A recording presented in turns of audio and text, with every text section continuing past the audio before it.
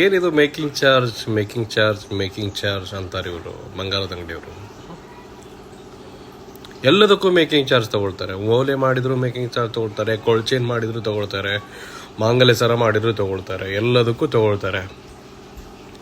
ಸ್ನೇಹಿತರೆ, ನೀವು ಕಾರು ಖರೀದಿ ಮಾಡ್ತೀರಾ, ಬೈಕ್ ಖರೀದಿ ಮಾಡ್ತೀರಾ, ಹಾಗೆ ಮನೆಗಳನ್ನು ಕೂಡ ಖರೀದಿ ಮಾಡ್ತೀರಾ, ಹಾಗೆ ಬಟ್ಟೆಗಳನ್ನು ಕೂಡ ಖರೀದಿ ಮಾಡ್ತೀರಾ. ಬಿಸ್ಕೆಟು, ತಿನ್ನೋದು, ಉಣ್ಣೋದು ಪ್ರತಿಯೊಂದನ್ನು ಖರೀದಿ ಮಾಡ್ತೀರಾ. ಅದಕ್ಕೆ ಮೇಕಿಂಗ್ ಚಾರ್ಜ್ ಇರಲ್ವಾ ಅಂತ ನೀವು ಕೇಳಬೇಕು. ನೀವು ಕೇಳಿದ್ರೆ ತಾನೇ ಗೊತ್ತಾಗೋದು ಮೇಕಿಂಗ್ ಚಾರ್ಜ್ ಇದ್ದು. ಬಹಳ ಜನ ಕಾಮೆಂಟ್ ಬಾಕ್ಸಲ್ಲಿ ತಿಳಿಸ್ತಾರೆ ಅದಕ್ಕೆಲ್ಲ ಮೇಕಿಂಗ್ ಚಾರ್ಜ್ ಇಲ್ಲ, ಇದಕ್ಕೆ ಯಾಕೆ ಮೇಕಿಂಗ್ ಚಾರ್ಜು ಅಂತ. ಸರಿ, ಹಾಗಿದ್ರೆ ಒಂದು ಕಾರನ್ನು ರೆಡಿ ಮಾಡ್ತಾರೆ. ಕಾರಿಗೆ ಏನೇನಪ್ಪ ಯೂಸ್ ಮಾಡ್ತಾರೆ? 50 ಲಕ್ಷ ರೂಪಾಯಿಗೆ ಕಾರನ್ನು ಅವರು ಮಾರಾಟ ಮಾಡ್ತಾ ಇರ್ತಾರೆ. ಬಟ್ ಅದರಲ್ಲಿರುವಂಥ ಕಬ್ಬಣ 50 ಲಕ್ಷ ಬೆಲೆ ಬಾಳುತ್ತಾ? ಅದರಲ್ಲಿರುವಂಥ ಬಟನ್ನು 50 ಲಕ್ಷ ರೂಪಾಯಿ ಬೆಲೆ ಬಾಳುತ್ತಾ? ಅದರಲ್ಲಿರುವಂಥ ಲೈಟಿಂಗ್ಸು 50 ಲಕ್ಷ ರೂಪಾಯಿ ಬೆಲೆ ಬಾಳುತ್ತಾ? ಸೊ ಹಾಗಾದರೆ ಅವರು ಕಬ್ಬಣದ ಲೆಕ್ಕಕ್ಕೆ ನಿಮಗೆ ಕಾರನ್ನು ಕೊಡಬೇಕಾದ್ರೆ ಒಂದು 5 ಲಕ್ಷದಿಂದ 10 ಲಕ್ಷ ಕೊಟ್ಟು ಬಿಡ್ಬೋದಲ್ವಾ?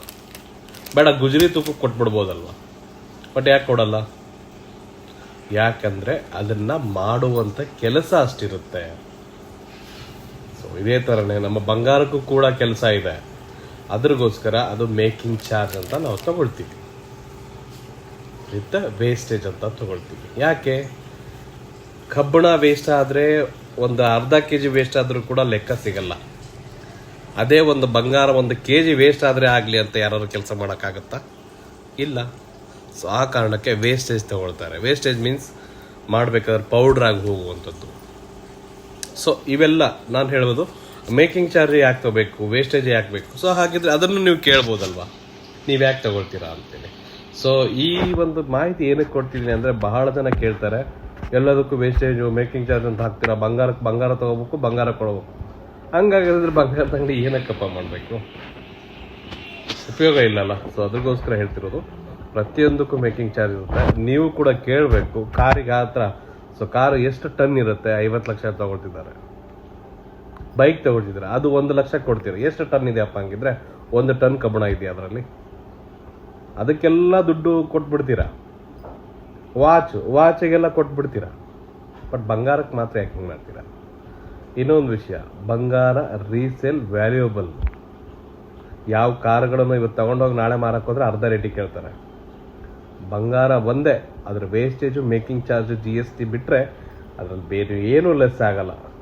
ಎಲ್ಲ ಸೇರಿ 10% ಅನ್ಕೊಳ್ಳಿ, 10% ಟೋಟಲ್ ಲೆಸ್ ಆಗ್ಬೋದು ಅನ್ಕೊಳ್ಳಿ. ಬಟ್ ಬಾಕಿ 90% ದುಡ್ಡು ನಿಮ್ಗೆ ಯಾವತ್ತಿದ್ರೂ ಸಿಗುತ್ತೆ. ಹಾಗೆ ಮಾರ್ಕೆಟ್ ಅಪ್ ಆದರೆ ಇನ್ನೂ ಜಾಸ್ತಿ ದುಡ್ಡು ನಿಮ್ಗೆ ರಿಟರ್ನ್ ಸಿಗುತ್ತೆ. ಇದೇ ಥರನೇ ಕಾರು, ಬೈಕಿಗೆ ಅಥವಾ ಬಂಗ್ಲೆ ಎದಕ್ಕೆ ಸಿಗುತ್ತೆ? ಎದಕ್ಕೂ ಸಿಗಲ್ಲ. ರಿಟರ್ನ್ ಸಿಗುವಂಥದ್ದು ಬೆಳ್ಳಿ ಬಂಗಾರಕ್ಕೆ ಮಾತ್ರ. ಸೊ ಅದಕ್ಕೋಸ್ಕರ ಆದಷ್ಟು ಮಟ್ಟಿಗೆ ಬೆಳ್ಳಿ ಬಂಗಾರವನ್ನು ಹಾಕ್ಕೊಳ್ಳಿ, ಧರಿಸ್ಕೊಳ್ಳಿ, ಫೀಲಿಂಗ್ಸ್ನ ಎಂಜಾಯ್ ಮಾಡಿ. ಮತ್ತೆ ರಿಟರ್ನ್ ಬೇಡ ಅಂದರೆ ಮಾರಿ. 10% ವೇಸ್ಟ್ ಆಗಬಹುದು, ಬಟ್ ಫ್ಯೂಚರ್ ರೇಟಿಗೆ ಅದು ಕೂಡ ನಿಮಗೆ ರಿಟರ್ನ್ ಆಗುತ್ತೆ.